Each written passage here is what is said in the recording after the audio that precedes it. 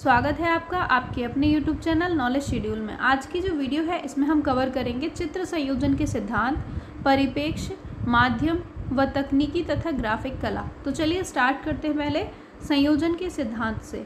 संयोजन के कितने सिद्धांत हैं? तो संयोजन के कुल 6 सिद्धांत हैं। सहयोग, सामंजस्य, संतुलन, प्रभाविता, लय और प्रमाण। चलिए इनको थोड़ा सा एक एक लाइन में समझ लेते हैं कि ये क्या है। सहयोग क्या है? तो कला में प्रयोग होने वाले सभी तत्वों के तर्क संगत प्रयोग से यह आपस में चित्र को प्रभावी बनाने के लिए सहयोग करते हैं, वही आपका सहयोग कहलाता है। दूसरा है सामंजस्य। सामंजस्य क्या है? तो तत्वों का ऐसा प्रयोग जो संतुलन को स्थापित करता है, सामंजस्य कहलाता है। तीसरा है संतुलन। संतुलन क्या है? कला में विरोधी तत्वों को व्यवस्थित कर देना ही संतुलन कहलाता है। संतुलन क्या कहलाता है? कला में विरोधी तत्वों को व्यवस्थित करना ही संतुलन कहलाता है। चौथा है आपका प्रभाविता। प्रभाविता क्या है?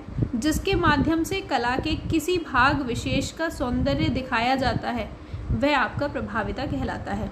जिसके माध्यम से कला के किसी भी भाग विशेष का सौंदर्य दिखाया जाता है, प्रभाविता कहलाता है। फिर आता है लय।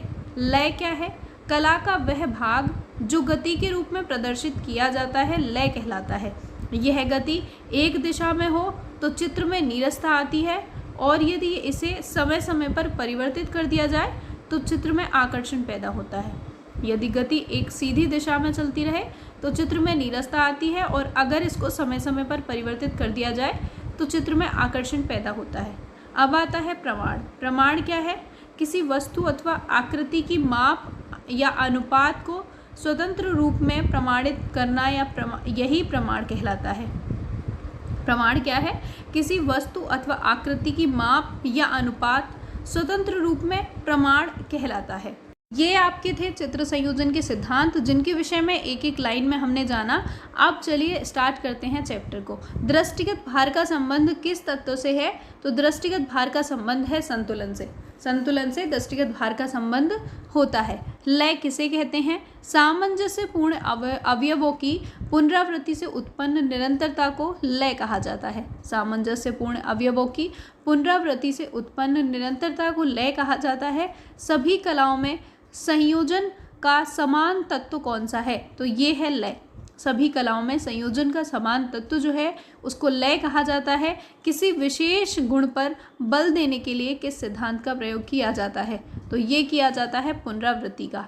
पुनरावृत्ति का प्रयोग किसी विशेष गुण पर बल देने के लिए किया जाता है। चित्र में सामंजस्य उत्पन्न करने में कौन सा तत्व सहायक नहीं है? तो विरोध चित्र में सामंजस्य उत्पन्न करने के लिए सहायक नहीं है। लय का संबंध किससे है? तो लय का संबंध है गतिक्रम से। गतिक्रम से लय का संबंध है। संतुलन का संबंध किससे है? तो चित्रतल से। चित्रतल के विभिन्न भागों से संतुलन का संबंध है। चित्रतल के विभिन्न भागों से संतुलन का संबंध देखने को मिलता है। प्रभाविता से क्या तात्पर्य है? प्रभाविता क्या है? किसी एक आकृति को अन्य आकृतियों की तुलना में प्रमुखता देना प्रभाविता है। किसी एक आकृति को अन्य आकृतियों की तुलना में प्रमुखता देना प्रभाविता है। चित्र में प्रभाविता किस प्रकार उत्पन्न की जाती है? तो किसी एक तत्व की प्रमुखता से प्रभाविता को उत्पन्न किया जा सकता है। किसी एक तत्व की प्रमुखता से प्रभाविता को उत्पन्न किया जा सकता है। जैसा कि अभी मैंने आपको प्रभाविता का बताया कि जिसके माध्यम से कला के किसी एक भाग विशेष का सौंदर्य दिखाया जाता है, प्रभाविता कहलाता है। वही बात यहाँ पर भी की गई है कि किसी एक तत्व की प्रमुखता से प्रभाविता को उत्पन्न किया जा सकता है। सादृश्य का अर्थ है, तो सादृश्य का जो अर्थ है वो है आकृति में समानता। प्रमाण जो है वो किसी भी वस्तु अथवा आकृति की माप स्वतंत्र रूप में कहलाती है। प्रमाण से क्या तात्पर्य है? तो प्रमाण से तात्पर्य है अनुपात से। अगला आता है आपका परिप्रेक्ष्य, जिसको इंग्लिश में कहा जाता है पर्सपेक्टिव। दृश्य चित्र में परिप्रेक्ष्य से स्पष्ट होता है वस्तु की स्थिरता, या वस्तु की स्थिति जो है वो दृश्य चित्र में परिप्रेक्ष्य से स्पष्ट होती है। परिप्रेक्ष्य चित्र में किस प्रकार सहायक है? तो परिप्रेक्ष्य के माध्यम से 2 आयामी धरातल पर वस्तुओं का चित्र त्रिआयामी प्रभाव के साथ दर्शाया जा सकता है। स्थिर बिंदु क्या है? जिस स्थान पर खड़े होकर कलाकार दृश्य को देखता है वही आपका स्थिर बिंदु कहलाता है। जिस स्थान पर खड़े होकर कलाकार दृश्य को देखता है स्थिर बिंदु कहलाता है। अदृश्य बिंदु क्या है? क्षितिज रेखा के वे बिंदु जहां आकृतियों की दोनों अथवा तीनों ओर की सीमा रेखाएं आकर मिलती हैं, ये कहलाता है अदृश्य बिंदु। अदृश्य बिंदु क्या है? तो क्षितिज रेखा के वे बिंदु जहां आकृतियों की दोनों अथवा तीनों ओर की सीमा रेखा आकर मिलती हैं, वही अदृश्य बिंदु कहलाता है। दृष्टिपथ किसे कहते हैं? तो दृष्टिपथ जो है वो स्थिर बिंदु को दृष्टि बिंदु से मिलाने वाली रेखा को दृष्टिपथ कहा जाता है। स्थिर बिंदु को दृष्टि बिंदु से मिलाने वाली रेखा को दृष्टिपथ कहा जाता है। स्थितिजन्य लघुता क्या है? स्थितिजन्य लघुता क्या है?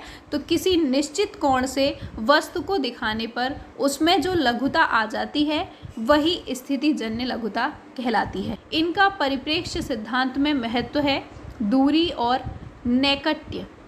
दूरी और नैकट्य जो है इनका परिप्रेक्ष्य सिद्धांत में महत्व देखने को मिलता है। एक मकान का अंकन परिप्रेक्ष्य के सिद्धांत के हिसाब से है रेखिक परिप्रेक्ष्य। एक मकान का जो अंकन है वो अगर परिप्रेक्ष्य के सिद्धांत के हिसाब से देखा जाए तो यह रैखिक परिप्रेक्ष्य के अंतर्गत आता है। अब आता है माध्यम, तकनीकी तथा ग्राफिक कला। Medium, techniques and graphic art. तकनीकी किसे कहते हैं? तो कलाकार की चित्र रचना की प्रविधि को तकनीकी कहा जाता है। कलाकार की चित्र रचना की प्रविधि को ही तकनीकी कहा जाता है। निम्न में से कौन रूपप्रद कला के तत्व नहीं है?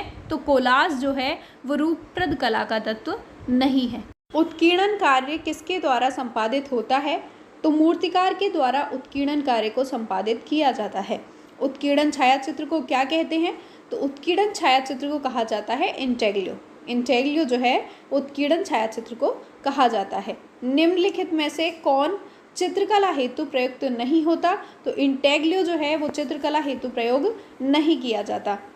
ड्राई पॉइंट तकनीकी का आविष्कार किसने किया था? तो 15वीं शताब्दी में जर्मन कलाकार हाउसबुक मास्टर ने ड्राई पॉइंट तकनीकी का आविष्कार किया था। ड्राई पॉइंट तकनीकी का आविष्कार हुआ था 15वीं शताब्दी में। और कहाँ के कलाकार ने किया था? जर्मन कलाकार ने। नाम क्या था? हाउसबुक मास्टर। ड्राई पॉइंट के आरंभिक कलाकारों में सबसे प्रसिद्ध था तो ये थे अल्ब्रेख्ट ड्यूरर। अल्ब्रेख्ट ड्यूरर जो थे वो ड्राई पॉइंट के आरंभिक कलाकारों में सबसे प्रसिद्ध कलाकार माने जाते हैं। किस कलाकार ने अपनी कई प्रसिद्ध कृतियों जैसे सनी और द टेमर के लिए ड्राई पॉइंट तकनीकी का प्रयोग किया है? तो अलेक्स कार्टज ने अपनी कई प्रसिद्ध कृतियों जैसे सनी और द टेमर के लिए ड्राई पॉइंट तकनीकी का प्रयोग किया। ड्राई पॉइंट के लिए किस सुई का इस्तेमाल किया जाता है? तो डायमंड की सुई का इस्तेमाल ड्राई पॉइंट के लिए किया जाता है।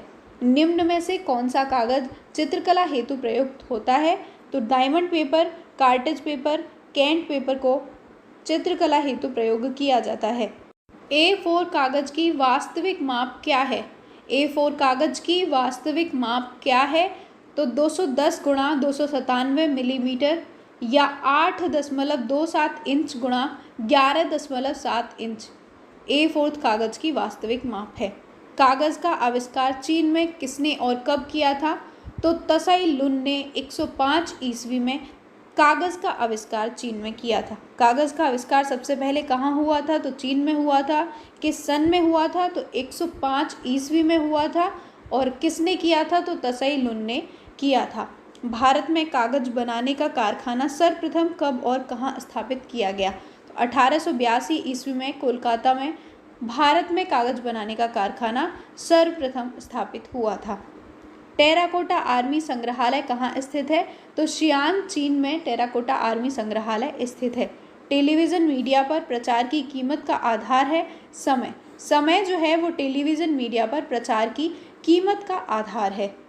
जल रंग चित्रण में पोत का प्रभाव किस कागज़ पर अच्छा उभरता है? तो ये उभरता है मोटा कागज़ पर। जल रंग चित्रण में पोत का प्रभाव मोटा कागज़ पर अच्छा उभरता है। जल रंग या वॉश पेंटिंग को जल में कितनी बार डुबाना चाहिए? तो ये डुबाया जाता है आवश्यकता अनुसार। आवश्यकता अनुसार जल रंग या वॉश पेंटिंग को जल में डुबाया जाता है। एचिंग का आविष्कार किसने और कब किया था? तो जर्मन के डैनियल हाफर ने 1515 ईस्वी में एचिंग का आविष्कार किया था। जर्मन के जो कलाकार हैं डैनियल हाफर, उन्होंने 1515 ईस्वी में एचिंग का आविष्कार किया था। कापर व जस्ते की चादर का प्रयोग किस तकनीकी में होता है? तो एचिंग में कापर व जस्ते की चादर का प्रयोग किया जाता है। ग्राफिक विधि किससे संबंधित है? ग्राफिक विधि संबंधित है एचिंग से। एचिंग से ग्राफिक विधि संबंधित है। ऑफसेट प्रेस का आविष्कार किसने और कब किया था? तो रॉबर्ट बार्कले ने 1875 ईस्वी में इंग्लैंड में ऑफसेट प्रेस का आविष्कार किया था। ऑफसेट प्रेस का विकास हुआ तो 2 संस्करणों में ऑफसेट प्रेस का विकास हुआ था। पहला हुआ था टिन पर मुद्रण और दूसरा हुआ था कागज पर मुद्रण। टिन पर मुद्रण हुआ था 1875 ईस्वी में इंग्लैंड के रॉबर्ट बार्कले द्वारा और कागज पर मुद्रण हुआ था 1904 ईस्वी में संयुक्त राज्य अमेरिका के इरा वाशिंगटन रूबेल द्वारा। सेरेमिक चल टाइप या सेरेमिक मूवेबल टाइप का आविष्कार कहाँ, कब और किसके द्वारा किया गया? तो चीन में 1040 ईस्वी में बीन शेंग द्वारा सेरेमिक चल टाइप या सेरेमिक मूवेबल टाइप का आविष्कार हुआ था। इसको क्वेश्चन आ जाता है मूवेबल टाइप का आविष्कार कहाँ हुआ था या कब हुआ था या किसने किया था, तो ये इसी प्रकार से क्वेश्चन पूछ लिया जाता है। मूवेबल टाइप का आविष्कार जो किया था वो चीन में 1040 ईस्वी में वीन शेंग द्वारा किया गया था। जोहान्स गुटेनबर्ग ने यूरोप में धातुचल टाइप मेटल मूवेबल टाइप का आविष्कार कब किया था? तो 1450 ईस्वी में जोहान्स गुटेनबर्ग ने यूरोप में धातुचल टाइप या मेटल मूवेबल टाइप का आविष्कार किया था। कागज की कतरनों से बनाए जाने वाले चित्रों को कहा जाता है? तो ऐसे चित्रों को कहा जाता है कोलाज। रंगीन किरणों के रंगों के आधार पर किस शैली में चित्र बनाए गए थे? ये बनाए गए थे प्रभाववादी शैली में। प्रभाववादी शैली में रंगीन किरणों के रंगों के आधार पर चित्र बनाए गए थे। ग्लेजिंग में किस माध्यम का प्रयोग होता है? तो वार्निश का प्रयोग ग्लेजिंग में देखने को मिलता है। चित्रतल पर घन के रेखांकन को तकनीकी भाषा में क्या कहते हैं? तो चित्रतल पर घन के रेखांकन को तकनीकी भाषा में कहा जाता है त्रितलीय या प्रिज्मेटिक। घूमने पर श्वेत रंग उत्पन्न करने वाले वर्ण चक्र का आविष्कारकर्ता कौन था? तो ये थे न्यूटन। न्यूटन जो थे वो घूमने पर श्वेत रंग उत्पन्न करने वाले वर्ण चक्र के आविष्कारकर्ता थे। खुरचकर रेखांकन करने वाला उपकरण है स्क्रबर। स्क्रबर जो है वो खुरचकर रेखांकन करने वाला उपकरण है। रंग खुरचकर रेखांकन करने वाली पद्धति को कहते हैं, तो इसे कहा जाता है एंटीग्रीन। एंटीग्रीन जो है ऐसी पद्धति है जिसमें रंग खुरचकर रेखांकन किया जाता है। इसमें से किसे पारदर्शी माध्यम कहते हैं? तो जल रंग जो होता है वो पारदर्शी माध्यम होता है। मोम द्वारा भित्ति चित्रण विधि को क्या कहते हैं? तो मोम द्वारा जो भित्ति चित्र किए जाते हैं उस विधि को कहा जाता है एनकास्टिंग। एनकास्टिंग विधि जो है वो मोम द्वारा भित्ति चित्रण में प्रयोग होती है। एल्यूमिनियम प्लेट पर एचिंग की जाती है कास्टिक सोडा से। कास्टिक सोडा से एल्यूमिनियम प्लेट पर एचिंग की जाती है। प्रकाश तथा अंधेरे का प्रभाव दिखाने के लिए किस तकनीकी शब्द का प्रयोग किया जाता है? तो ये तकनीकी शब्द है चेरास्क्यूरो। चेरास्क्यूरो का प्रयोग प्रकाश तथा अंधेरे का प्रभाव दिखाने के लिए किया जाता है। किस विधा में विविध प्रकार की सामग्री का निर्बाध प्रयोग किया जा सकता है? तो ये है कोलाज। कोलाज में विविध प्रकार की सामग्री का निर्बाध प्रयोग किया जा सकता है। आजकल सबसे अधिक प्रचलित माध्यम कौन सा है? तो ये है एक्रेलिक। एक्रेलिक जो है वो आज के समय में सबसे अधिक प्रचलित माध्यम बना हुआ है। चित्रकला में कलम शब्द का प्रयोग किस अर्थ में होता है? तो ये होता है शैली के अर्थ में। चित्रकला में कलम शब्द का प्रयोग शैली के अर्थ में होता है। कौन सी विशेषता कठपुतली, रंगीन कांच तथा बाटिक सब में मिलती है? तो ये है रंग। रंग जो है वो एक ऐसी विशेषता है जो कठपुतली, रंग, कांच तथा बाटिक सब में मिलती है। भित्ति चित्रण में किस प्रकार के रंग उत्तम माने जाते हैं? तो ये माने जाते हैं खनिज रंग। खनिज रंग जो हैं वो भित्ति चित्रण में उत्तम रंग माने जाते हैं। रंग के छोटे छोटे बिंदु पास रखने को क्या कहते हैं? तो ये कहते हैं स्टपलिंग। स्टपलिंग जो है वो रंग के छोटे छोटे बिंदु पास पास रखने को कहते हैं। चित्रतल पर अमिश्रित रंग के छोटे छोटे बिंदु रखकर आकृति बनाने को क्या कहते हैं? बिंदुवाद। चित्रतल पर अमिश्रित रंग के छोटे छोटे बिंदु रखकर आकृति बनाने को कहते हैं बिंदुवाद। सीधी अथवा परस्पर काटती हुई पास पास रेखाएं खींचने को क्या कहते हैं? तो ये कहते हैं हैचिंग। हैचिंग जो है वो सीधी अथवा परस्पर काटती हुई पास पास रेखाएं खींचने को कहा जाता है। किताबों के पिछले सिरे को क्या कहा जाता है? For as. फॉर एज जो है वो किताबों के पिछले सिरे को कहा जाता है। विज्ञापन का पितामह किसे कहा जाता है? डेविड ओंगिलवी जो है वो विज्ञापन के पितामह कहे जाते हैं। कौन है? डेविड ओंगिलवी। डेविड ओंगिलवी को विज्ञापन का पितामह कहा जाता है। Conference on a advertising man 1963 ईस्वी पुस्तक के लेखक हैं डेविड ओंगिलवी। डेविड ओंगिलवी के द्वारा जो पुस्तक लिखी गई है 1963 में, उसका शीर्षक है conference of on advertising man. Conference of N advertising man 1963 ईस्वी में डेविड ओंगिलवी के द्वारा लिखी गई है। एक एक करके फिल्मांकन करके वस्तुओं को जीवित बनाता है एनिमेशन। एनिमेशन जो है वो एक एक करके फिल्मांकन करके वस्तुओं को जीवित बनाता है। निम्नलिखित में से कौन सा जल रंग आर्द्र माध्यम नहीं है? तो ये है पेस्टल। पेस्टल जो है वो आर्द्र माध्यम नहीं है बल्कि सूखा ही प्रयोग किया जाता है। निम्नलिखित में से कौन सा जल रंग आर्द्र माध्यम नहीं है? तो ये है पेस्टल। विज्ञापन में शब्द कैंपेन आया है मिलिट्री से। मिलिट्री से कैंपेन शब्द को लिया गया है जो कि विज्ञापन में प्रयोग किया जाता है। निम्नलिखित में से कौन सा कला दृश्य कला के अंतर्गत आती है? तो ये है चित्रकला। चित्रकला जो है वो कला दृश्य कला के अंतर्गत आती है। सामान्य पेंसिल में कौन सी सामग्री प्रयुक्त होती है? तो ग्रेफाइट सामग्री प्रयोग होती है सामान्य पेंसिल में। सामान्य पेंसिल में ग्रेफाइट सामग्री का प्रयोग किया जाता है। सबसे सॉफ्ट लेड मुलायम नोक वाली पेंसिल है, तो 9B जो है वो सबसे सॉफ्ट या मुलायम नोक वाली पेंसिल मानी जाती है। आधुनिक लेड पेंसिल का आविष्कारक कौन था? तो ये थे N.J. काटे। N.J. काटे जो थे वो आधुनिक लेड पेंसिल के आविष्कारक थे। ईगल पेंसिल कंपनी की स्थापना किसने कब और कहाँ की थी? तो बवेरियन अप्रवासी डेनियल बेरोल्जाइमर ने 1856 ईस्वी में न्यूयॉर्क शहर में ईगल पेंसिल कंपनी की स्थापना की थी। कौन सा वैज्ञानिक ईगल पेंसिल का प्रयोग विशेष रूप से करता था? तो ये करते थे Thomas Edison. Thomas Edison eagle pencil का प्रयोग विशेष रूप से किया करते थे। विंसेंट वैन गॉग ने अपने चित्रों के लिए मुख्य रूप से किस पेंसिल का उपयोग किया था? तो ये किया था फेबर पेंसिल का। फेबर पेंसिल का उपयोग विंसेंट वैन गॉग ने अपने चित्रों के लिए मुख्य रूप से किया था। फेबर पेंसिल कंपनी की स्थापना किसने कब और कहाँ की? तो कास्पर फेबर ने 1761 ईस्वी में स्टीन जर्मन में फेबर पेंसिल कंपनी की स्थापना की थी। ग्रेफाइट की खोज कहाँ हुई? तो बवेरिया जर्मनी में ग्रेफाइट की खोज हुई थी। ग्रेफाइट की खोज हुई थी बवेरिया जर्मनी में। निम्नलिखित में से पेंसिल कितने एंगल पर दिखाई पड़ती है? तो 15 डिग्री एंगल पर पेंसिल दिखाई पड़ती है।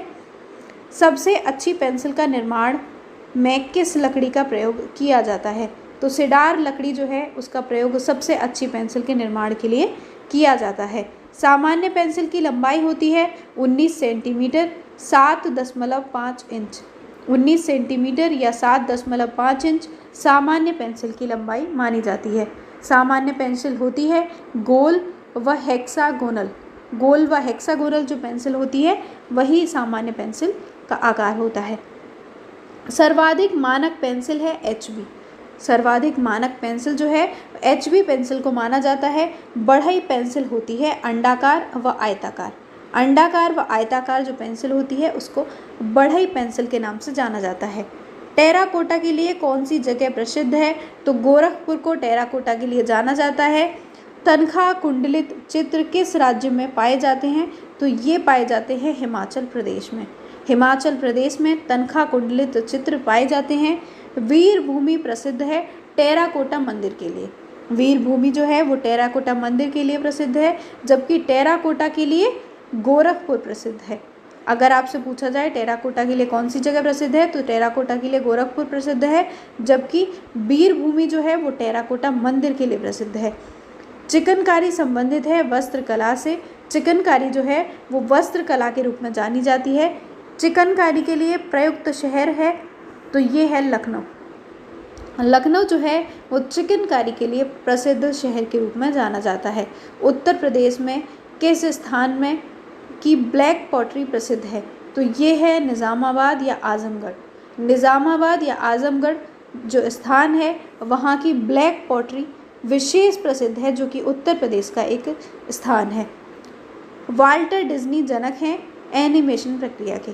वाल्टर डिज्नी जो हैं एनिमेशन प्रक्रिया के जनक माने जाते हैं। एनिमेशन प्रक्रिया के जनक हैं Walter Ilyas Disney. Movable type का आविष्कार कब हुआ था, तो 1450 ईस्वी में मूवेबल टाइप का आविष्कार हुआ था। ये मैंने अभी अभी आपको बता दिया है कि मूवेबल टाइप में अगर आपसे पूछा जाए तो ऑप्शन में आपको या तो 1450 देगा या फिर आपको 1040 देगा, कोई एक आपको देगा। अगर ऑप्शन में दोनों चीज़ें देता है तो टेराकोटा या मेटल मेंशन करेगा और वही आपसे पूछा जाएगा। मूवेबल टाइप के जनक है, इसमें भी आपको मेंशन किया जाएगा अगर दोनों देता है तो, और अगर एक देता है तब आप लगा ही देंगे। जोहान गुटेनबर्ग जो है वो मूवेबल टाइप के जनक माने जाते हैं। कार्टून चरित्र मिकी माउस को किसने विकसित किया था, तो वाल्टर डिज्नी ने कार्टून चरित्र जो है मिकी माउस उसे विकसित किया था। डिज्नीलैंड के संस्थापक हैं, तो वाल्टर डिज्नी जो हैं वो डिज्नीलैंड के संस्थापक माने जाते हैं। आइकोनोलॉजी एक प्रतिपादन पद्धति की वकालत की आर्विन पनोफ्स्की ने। आर्विन पनोफ्स्की ने आइकोनोलॉजी एक प्रतिपादन पद्धति की वकालत की थी। छापा कला में अम्ल एक महत्वपूर्ण घटक होता है एचिंग प्रक्रिया में। एचिंग प्रक्रिया में छापा कला में अम्ल एक महत्वपूर्ण घटक के रूप में कार्य करता है। रबड़ पॉलीमर का इस्तेमाल होता है हेलियोरिलिक में। हेलियोरिलिक में रबड़ पॉलीमर का इस्तेमाल होता है। कोलकाता में पहली छपाई मशीन कब लगाई गई थी, तो ये लगाई गई थी 1780 ईस्वी में। 1780 ईस्वी में कोलकाता में पहली छपाई मशीन लगाई गई थी। भारत में पहली विज्ञापन एजेंसी खुली थी मुंबई में। मुंबई जो है वहाँ पर भारत की पहली विज्ञापन एजेंसी खोली गई थी। छपाई कला की खोज हुई थी चीन में। छपाई कला की खोज चीन से प्रारंभ हुई थी। भारत में प्रथम तकनीकी छपाई कहाँ से शुरू हुई, तो गोवा से भारत में प्रथम तकनीकी छपाई की शुरुआत मानी जाती है। कलमकारी का संबंध है आंध्र प्रदेश से। कलमकारी जो है वो आंध्र प्रदेश की कला है। न्यूज़पेपर बंगाल गज़ट के संस्थापक का नाम है James August. James Hicky August. James Hicky August जो है वो न्यूज़पेपर बंगाल गज़ट के संस्थापक है। भारतवर्ष में प्रकाशित पहला अखबार बंगाल गज़ट माना जाता है। भारतवर्ष में प्रकाशित पहला जो अखबार है वो है बंगाल गज़ट। विज्ञापन कैरेक्टर गट्टू का निर्माण किया गया था, तो ये किया था आर के लक्ष्मण ने। आर के लक्ष्मण ने विज्ञापन का जो कैरेक्टर है गट्टू उसका निर्माण किया था। हनीवा टेराकोटा किस देश से संबंधित है, तो ये संबंधित है जापान से। जापान से हनीवा टेराकोटा संबंधित है। कोई नाम, चिन्ह या अन्य तरीका जो किसी कंपनी को उसके प्रयोग करने के का न्यायिक अधिकार प्रदान करता है, तो ये है ट्रेडमार्क। ट्रेडमार्क जो है वो कोई नाम, चिन्ह या अन्य कोई तरीका जो किसी कंपनी को उसे प्रयोग करने का न्यायिक अधिकार प्रदान करता है, कहलाता है ट्रेडमार्क।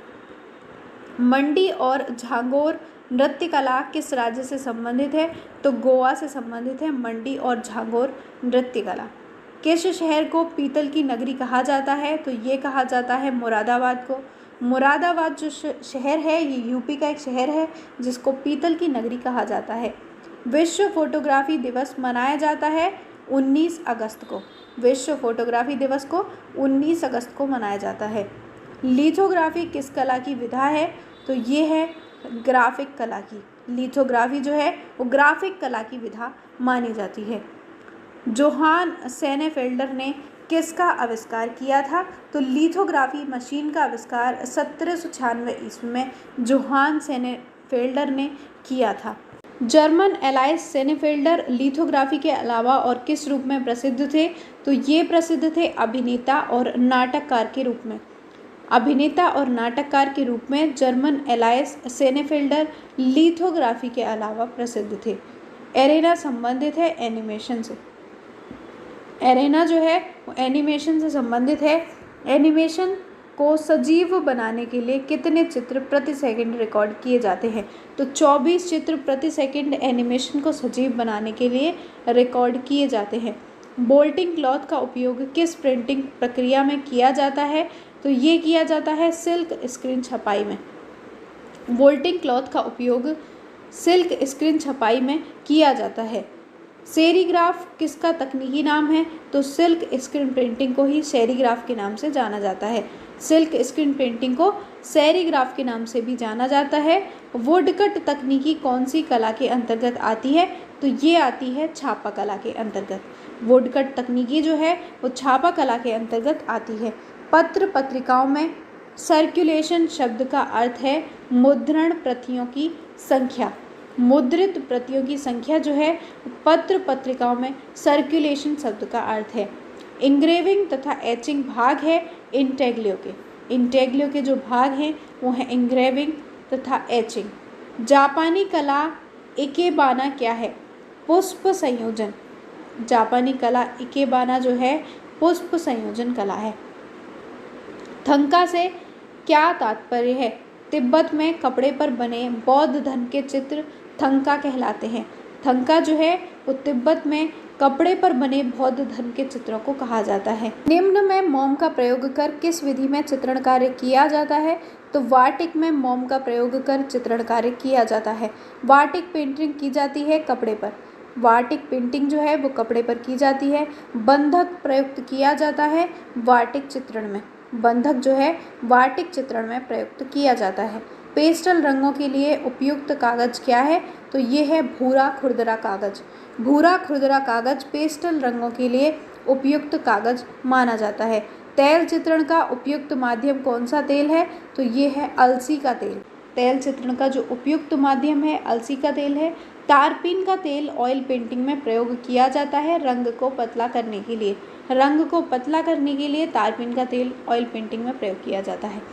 ऑयल पेंटिंग के लिए अलसी और तारपीन दोनों के तेल का ही इस्तेमाल किया जाता है।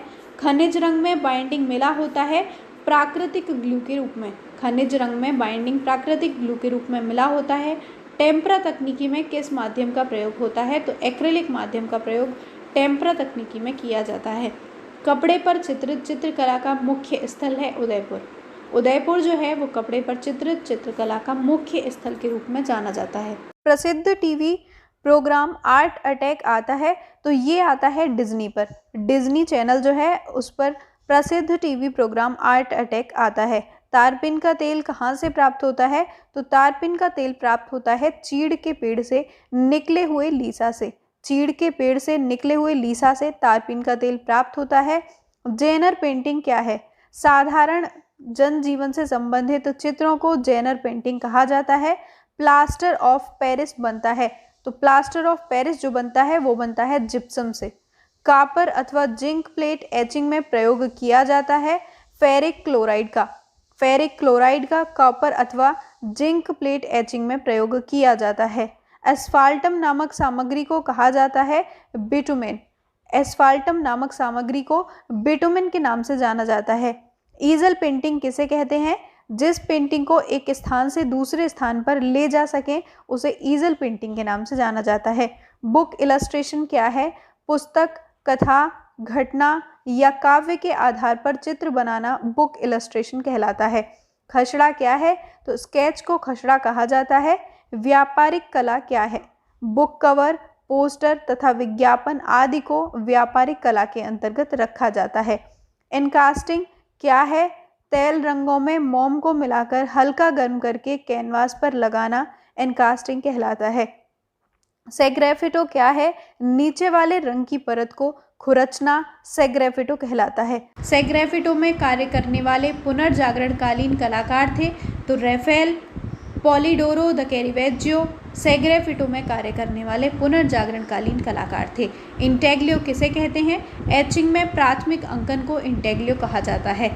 वार्टिक चित्रण में क्रैक्स ज़्यादा लाने के लिए कौन सा मोम अधिक मात्रा में मिलाया जाता है? तो पैराफिन मोम का उपयोग वार्टिक चित्रण में क्रैक्स ज़्यादा लाने के लिए उपयोग किया जाता है।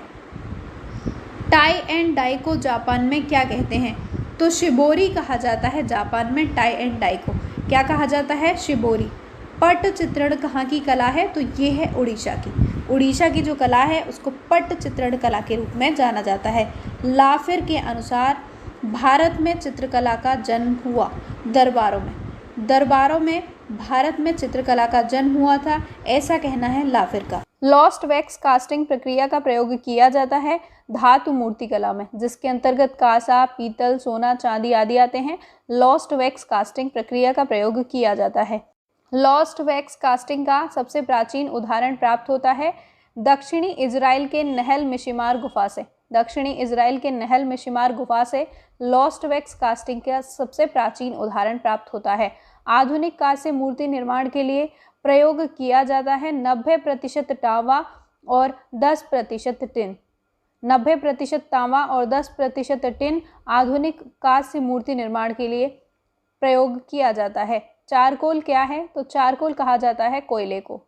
फुलकारी लोककला कहाँ की है? तो ये है हरियाणा और पंजाब की। हरियाणा और पंजाब की लोककला को फुलकारी लोककला के नाम से जाना जाता है। किसके द्वारा स्क्रीन प्रिंटिंग की छपाई की जाती है? तो रेशम के कपड़े द्वारा स्क्रीन प्रिंटिंग की छपाई की जाती है। डागरे टाइप पद्धति खोजकर्ता लुइस जैक्स मेडे डागरे 1839 ईस्वी किस से जुड़ी है? तो ये जुड़ी है फोटोग्राफी से। फोटोग्राफी से जो जुड़ी है वो है डागरे टाइप पद्धति। इसकी खोज 1839 ईस्वी में हुई थी और खोज की थी लुइस जैक्स मेडे डागरे ने।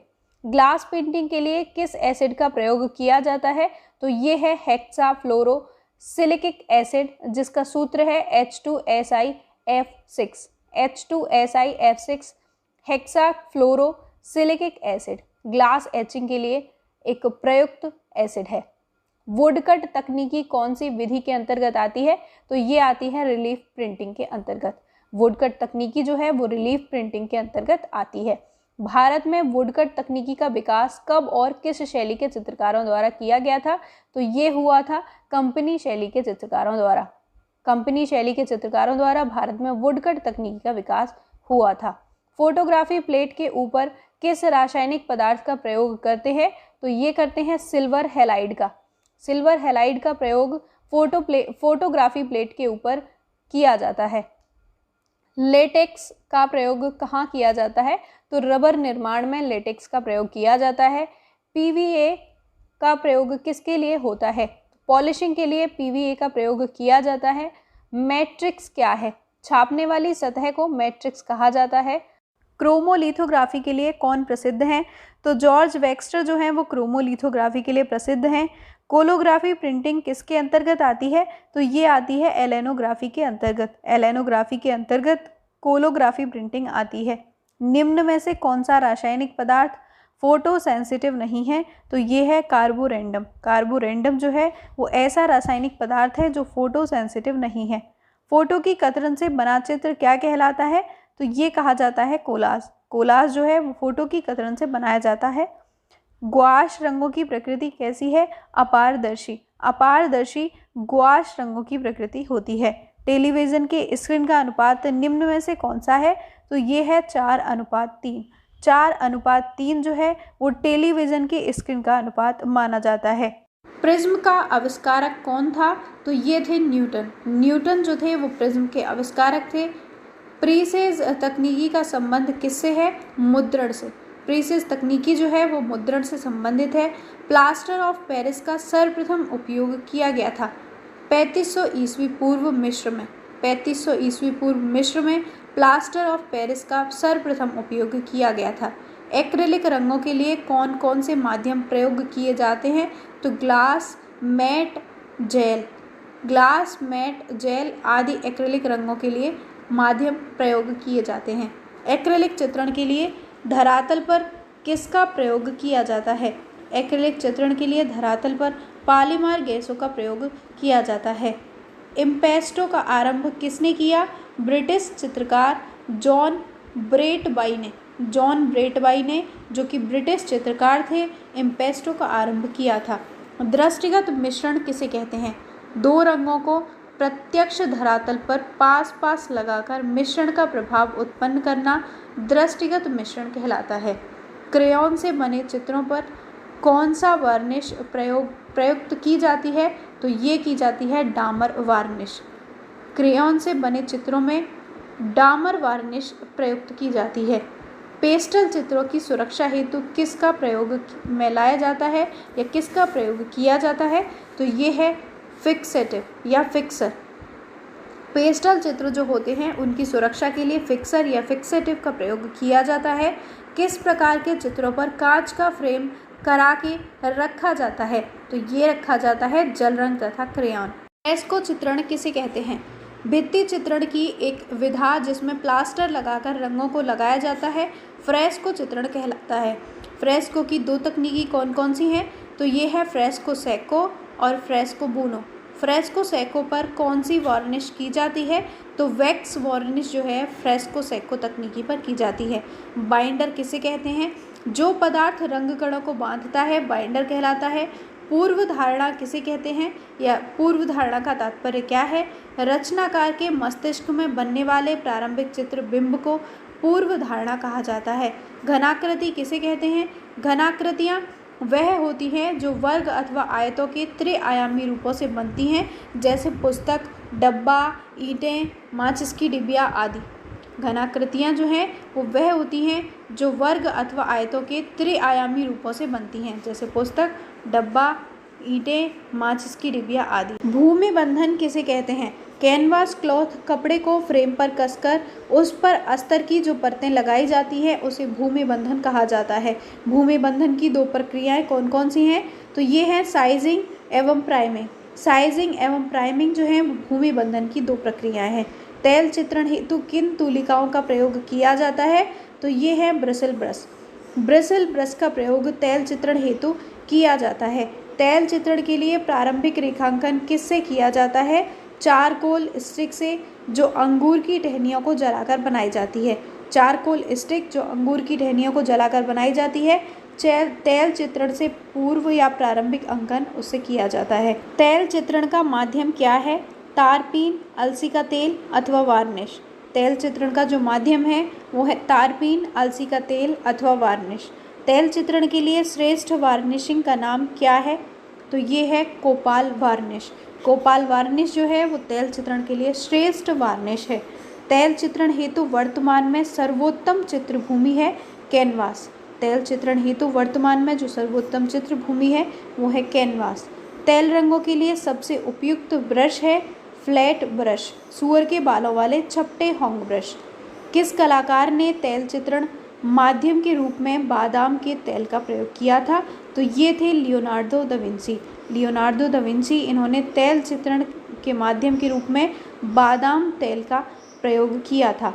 अलसी का तेल और तारपीन के तेल का अनुपात क्या होना चाहिए? तो ये होता है आधा आधा, 50-50% अलसी तथा तारपीन का तेल का अनुपात होता है। चित्र पर वार्निश कब करनी चाहिए? जब चित्र पूर्ण रूपेण सूख जाए। चित्र जब पूरी तरह सूख जाता है तो वार्निशिंग की जाती है। नवीनतम अनुसंधान के अनुसार सबसे पहले चित्र निर्माण में तेल के प्रयोग के प्रमाण प्राप्य हैं बामियान, अफगानिस्तान की गुफाओं से।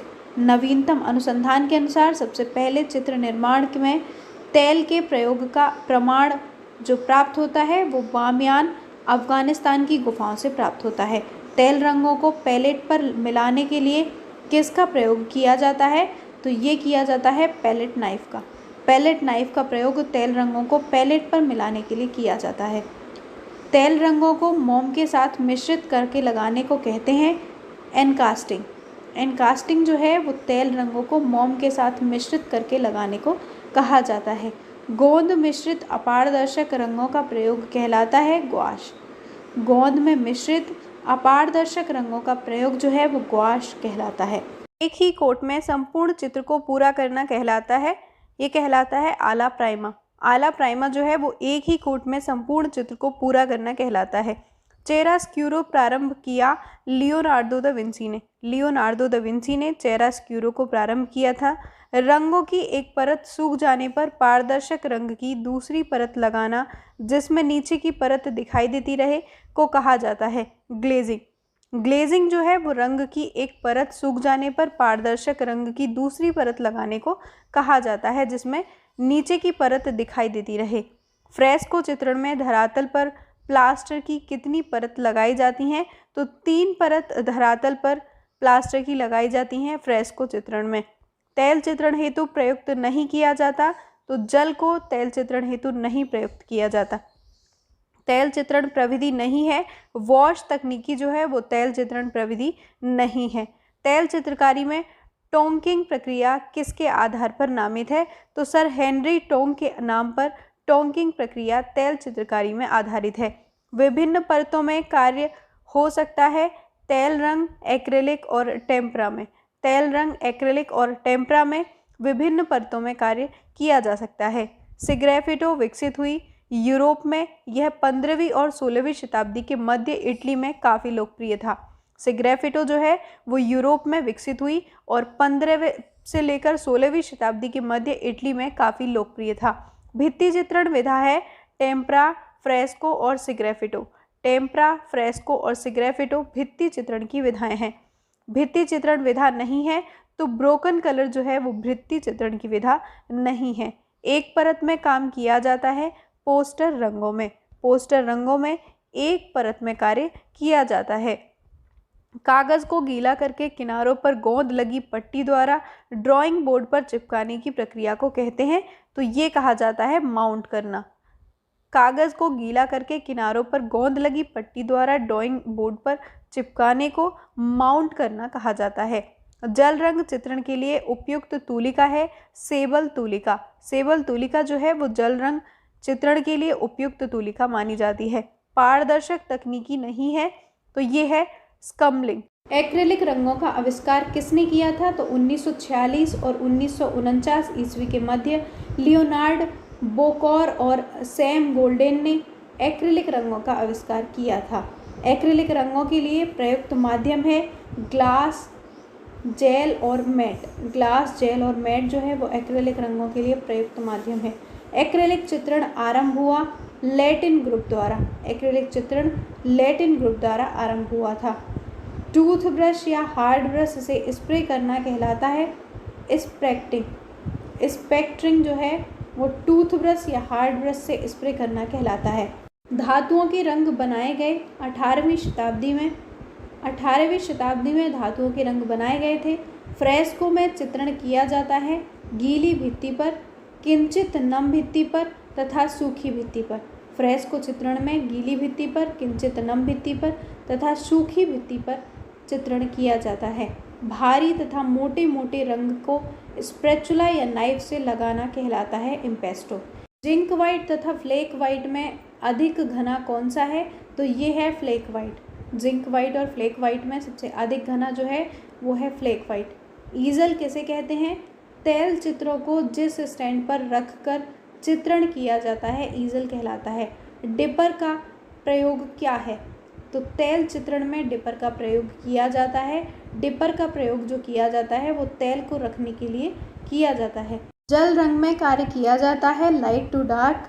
तैल रंग में कार्य किया जाता है डार्क टू लाइट।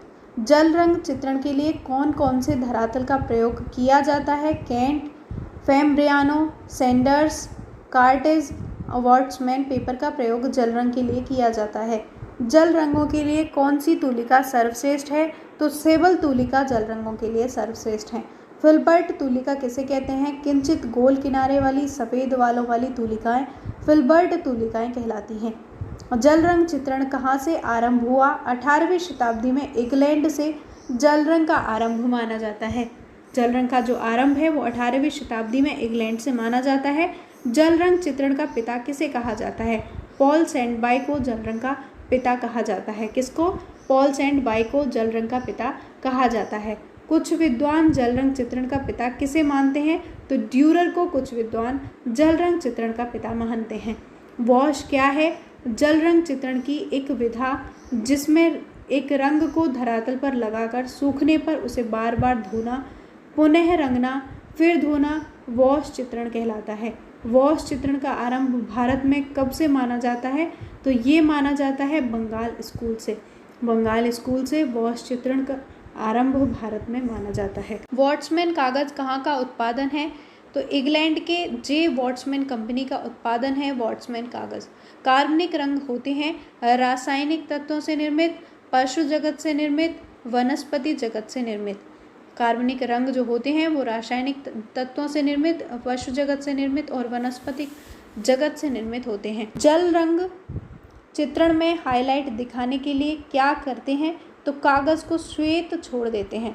कागज़ को श्वेत छोड़ दिया जाता है जल रंग में हाईलाइट दिखाने के लिए। तकनीकी के प्रयोग की दृष्टि से जल रंग की कितनी श्रेणी है? तो 2 श्रेणियां होती हैं तकनीकी के प्रयोग हेतु जल रंग की, जो है पारदर्शक और दूसरी है अपारदर्शक। पारदर्शक में आती है वॉश, आला प्राइमा, स्पाइसिंग। वॉश, आला प्राइमा और स्पाइसिंग जो है वो पारदर्शक होती हैं। अपारदर्शक होती हैं सिटप्लिंग, स्कम्बलिंग और ड्राई वॉशिंग और गॉश। अपारदर्शक में होती हैं सिटप्लिंग, स्कम्बलिंग, ड्राई वॉशिंग और गॉश। गॉश किसे कहते हैं? जल रंग को अपारदर्शक गोंद मिश्रित करके प्रयोग करने की विधि जिसे बॉडी कलर के नाम से भी जाना जाता है, गॉश कहलाती है। टेम्परा चित्रण के माध्यम के रूप में किस पायस का प्रयोग किया जाता है? अंडा, दूध, गोंद तथा ग्लिसरीन आदि। टेम्परा चित्रण के लिए कौन से ब्रश का प्रयोग किया जाता है? सेवल तथा ब्रसेल ब्रश का। टेम्परा चित्रण किस तल पर किया जाता है? लकड़ी के धरातल पर बनाया गया casein ground, gypsum ground, enamel की परत लगी धातु की प्लेट पर आदि पर टेम्परा चित्रण किया जाता है। किस माध्यम में रोगन करना अनिवार्य है? तो तेल माध्यम में ग्लेजिंग या रोगन करना अनिवार्य है। बिंदुवर्तना स्टिपलिंग का प्रयोग किसने किया था? तो सोरा तथा सिग्निक ने नव प्रभावात के अंतर्गत बिंदुवर्तना का प्रयोग किया था। स्फूमेटो क्या है? तो ये है स्मजिंग, अर्थात कठोर किनारों को अंगूठे या उंगली की सहायता से मिक्स करते हुए कठोरता को कम करना स्फूमेटो कहलाता है। सैनग्यून क्या है? तो ये है रेखांकन हेतु लाल रंग का चाक, इसे सैंग्यून कहा जाता है। रेखांकन हेतु लाल रंग का चाक जिसको सैंग्यून कहा जाता है। सैंग्यून ड्राइंग किस शताब्दी में प्रचलित हुई थी? तो 14वीं शताब्दी में सैंग्यून ड्राइंग जो है प्रचलित हुई थी। एक्वाटिंट किसे कहते हैं? इंटेग्लियो की वह तकनीकी जो जल रंग वॉश के समान प्रभाव उत्पन्न करती है, एक्वाटिंट कहलाती है। एक्वाटिंट क्या है? इंटेग्लियो की वह तकनीकी जो जल रंग वॉश के समान प्रभाव उत्पन्न करती है, एक्वाटिंट कहलाती है। स्टाइल शब्द किससे बना है? तो ये बना है लैटिन शब्द स्टिलस से। लैटिन शब्द स्टिलस से स्टाइल शब्द बनाया गया है। 3 पेंसिल तकनीकी क्या है? 3 पेंसिल का एक साथ एक ही स्केच में प्रयोग ब्लैक पेंसिल, श्वेत तथा सैनग्यून 3 पेंसिल तकनीकी कहलाता है। ग्राफिक किसे कहते हैं? एक धरातल पर रेखांकन करके दूसरे पर छापना ग्राफिक कहलाता है। ग्राफिक के अंतर्गत कौन कौन सी प्रविधि आती हैं? तो एचिंग, वुडकट, इंग्रेविंग और सेरीग्राफी प्रविधि जो है वो ग्राफिक के अंतर्गत आती हैं। रंग पैलेट किसे कहते हैं? रंगों को मिश्रित करने के लिए एक लकड़ी या प्लास्टिक की प्लेट जो रंग पैलेट कहलाती है। ब्लेंडिंग किसे कहते हैं? 2 रंगों को कोमलतापूर्वक कैनवास पर तूलिका द्वारा मिश्रित करना ब्लेंडिंग कहलाता है। टार्च ऑन किसे कहते हैं? ट्राई ब्लेंडिंग करने के लिए कागज़ को कसकर लपेटकर पेंसिल के आकार का टूल टार्च ऑन कहलाता है। ब्लोन ब्लास्ट किसे कहते हैं? रंगों की बूंदों को धरातल पर डालकर मुंह से स्ट्रॉ की सहायता से फूंक मारकर कलात्मक पोत की रचना करना ब्लोन ब्लाट्स कहलाता है। ब्रोकन कलर किसे कहते हैं? बिना किसी मिश्रण के रंगों के अलग अलग स्ट्रोक लगाना जो मोज़ाइक के समान प्रभाव उत्पन्न करते हैं ब्रोकन कलर कहलाते हैं। ब्रोकन कलर का प्रयोग सर्वप्रथम किसने किया था? कॉन्स्टेबल ने अपनी प्राकृतिक चित्रों के लिए ब्रोकन कलर का प्रयोग किया था। ड्राई ब्रशिंग क्या है? सूखे धरातल पर बिना तेल के रंगों को तूलिका के माध्यम से लगाना ड्राई ब्रशिंग कहलाता है। फैट और लीन किसे कहते हैं? अलसी का तेल या पापी का तेल के साथ तेल रंग जब प्रयुक्त किया जाता है तो उसे फैट, और जब तारपीन का तेल या श्वेत स्प्रिट के साथ प्रयुक्त किया जाता है तो उसे लीन कहा जाता है या कहलाता है। फ्राटेज क्या है? यह एक तकनीकी है जिसमें कुछ सूखे रंगों को किसी कागज़ की सीट या कपड़े से रब करके चट्टान, पत्थर या लकड़ी आदि का पोत दर्शाया जाता है। लिथोग्राफी के लिए उपयुक्त चूना पत्थर कहाँ पाया जाता है? तो ये पाया जाता है बवेरिया की क्वेरी में। बवेरिया की क्वेरी में लिथोग्राफी के लिए उपयुक्त चूना पत्थर पाया जाता है। पीडीएफ फाइल का पूरा नाम है portable document format. Portable document format PDF file का पूरा नाम है। जेपीजी फ़ोटो के लिए क्या उपयोग किया जाता है? Joint photographic experts group. Joint photographic expert group JPG photo के लिए उपयोग किया जाता है। इम्पेस्टो किसे कहते हैं? तूलिका, नाइफ या स्पैचुला की सहायता से धरातल पर सघन अपारदर्शी रंगों को लगाना इम्पेस्टो कहा जाता है। इम्प्रिंट किसे कहते हैं? गाढ़े रंग को लगाने के बाद किसी वस्तु जैसे नाइफ, फार्क, कंघी आदि को दबाकर पोत का निर्माण करना इम्प्रिंट कहलाता है। एक्रिलिक चित्रण कब से व किसके द्वारा प्रारंभ हुआ था? 1920 ईस्वी से अमेरिका में लैटिन ग्रुप के द्वारा एक्रिलिक चित्रण प्रारंभ हुआ था। नाइफ पेंटिंग क्या है? ब्रश के स्थान पर नाइफ से चित्रण करना नाइफ पेंटिंग कहलाता है। मास्किंग टेप किसे कहते हैं? धरातल जैसा है उसे वैसा ही छोड़ने के लिए उसे मास्किंग टेप से ढक दिया जाता है और रंग हो जाने के बाद उतार दिया जाता है। ये आपका मास्किंग टेप कहलाता है। मास्किंग टेप जो है वो धरातल जैसा है उसे वैसा ही छोड़ने के लिए मास्किंग टेप से ढक दिया जाता है और रंग होने के बाद उसे उतार दिया जाता है। स्पैटरिंग किसे कहते हैं? सूखे हुए कठोर ब्रश या टूथ ब्रश से रंगीन धरातल पर उंगली के अग्रभाग से स्प्रे करना स्पैटरिंग कहलाता है।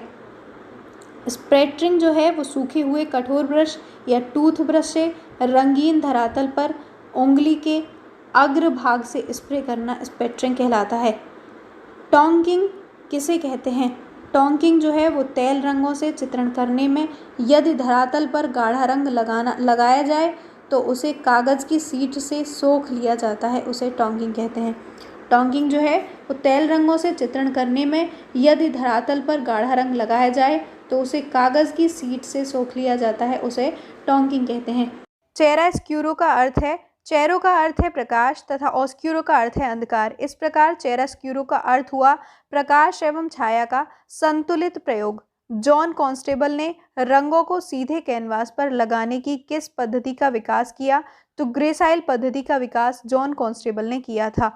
चित्रकला, मूर्तिकला एवं वास्तुकला किन कलाओं के अंतर्गत आती हैं? तो रूपप्रद कलाओं या प्लास्टिक आर्ट के अंतर्गत चित्रकला, मूर्तिकला एवं वास्तुकलाएं आती हैं। स्थिर या स्टिल लाइफ चित्रण क्या है? कुछ वस्तुओं के समूह को सामने रखकर प्रत्यक्ष छाया प्रकाश, प्रमाण, दूरी आदि का ध्यान रखते हुए चित्रण करना स्थिर चित्रण कहलाता है। ग्रेफाइट पेंसिल कब बनी? 1662 ईस्वी में ग्रेफाइट पेंसिल बनाई गई थी। HB पेंसिल में HB का अर्थ है हार्डनेस और B का अर्थ है ब्लैकनेस, अर्थात HB पेंसिल का जो अर्थ है वो है हार्डनेस और ब्लैकनेस। तंजांटिंग किसे कहते हैं? वह टूल जिससे जावा निवासी मोम लगाते थे तंजांटिंग कहलाता था। माही स्टिक किसे कहते हैं? कैनवास पर कार्य करते समय हाथ टिकाने के लिए प्रयुक्त स्टिक माही स्टिक कहलाती है। भारत में वाटिक का प्रचलन किसके द्वारा प्रारंभ हुआ? स्वर्गीय रविन्द्रनाथ टैगोर के पुत्र रथीन्द्रनाथ टैगोर के द्वारा भारत में वाटिक चित्रण का प्रचलन प्रारंभ हुआ था। भारत में वाटिक चित्रण का प्रमुख केंद्र है राजस्थान का जैसलमेर तथा बाड़मेर, सौराष्ट्र व कर्नाटक। राजस्थान का जैसलमेर तथा बाड़मेर, सौराष्ट्र व कर्नाटक भारत में वाटिक चित्रण का प्रमुख केंद्र माने जाते हैं। भारत में वुडकट विधि का प्रयोग सबसे पहले किसने किया था? तो ये किया था चंचल बनर्जी ने। चंचल बनर्जी ने भारत में वुडकट तकनीकी का सबसे पहले प्रयोग किया था।